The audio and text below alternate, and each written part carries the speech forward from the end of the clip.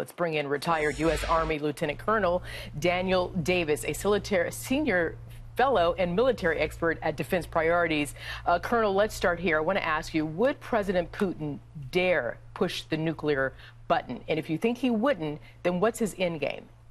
No, he absolutely would not, because he knows that if the second that he ever does that, that's the destruction of Moscow and the end of his regime. What he is doing is trying to show his strength. What he wants to do is to project an image of power. He wants to make people throughout the world believe that it's an equal balance between the United States and Russia. And he wants to show, okay, the United States has their new nuclear weapons that they talked about back in October and then again in February, and now here's mine, so I'm just as equal with them. The fact is, he's not.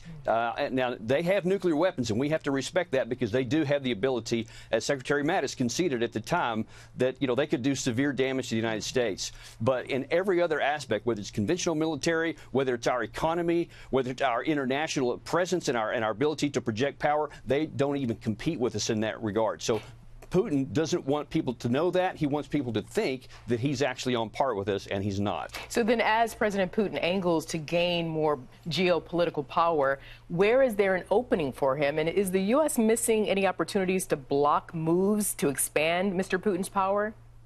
You know, what he wants to do is to play to the cameras. And so he thinks if he can play the perception game and make people believe he has more power and influence than he does, then that actually can give him some more influence internationally. And I think that's why it's really important for us to call that for what it is, and to any time that he takes any action at all that impinges on American prosperity or on our security, then we will not hesitate to respond, as President Trump just did with the expulsion of 60 diplomats there, and he has many other levers he could pull to do that. At the same time, it's also important for us to recognize it's in our interest to at least have stable relations with Russia as we can. So we don't want to go too far, because that hurts us. Yeah, Jillian Turner, in her report, she had a Russian diplomat saying that we need close interaction.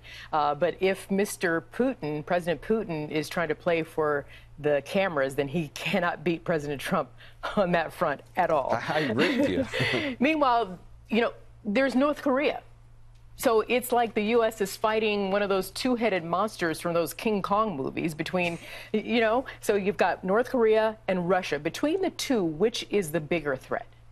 Oh, well, there's no question that Russia, because of its nuclear arsenal, is certainly the biggest potential threat. But I want to underscore that our nuclear deterrent and our conventional military deterrent can neutralize both of them. And far more can we neutralize North Korea with whatever, the most that they have. I mean, they could inflict some harm on us, but we could utterly annihilate their country, and they know that. And so, again, Kim is also trying to take a page from the Putin playbook, and he's trying to play up to the cameras as well and play the perception game by going to visit, you know, China.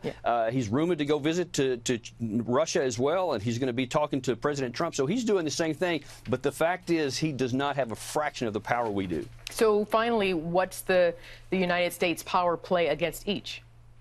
The United States play is to demonstrate that we have all the cards, that we will never blink on our military deterrence, but with cooperation, we want to get along with everybody, because that's good for our own economy and our own prosperity, and that's what the bottom line is for us. And we'll leave it there. Colonel Davis, thank you so much. Thank you for having me. Absolutely.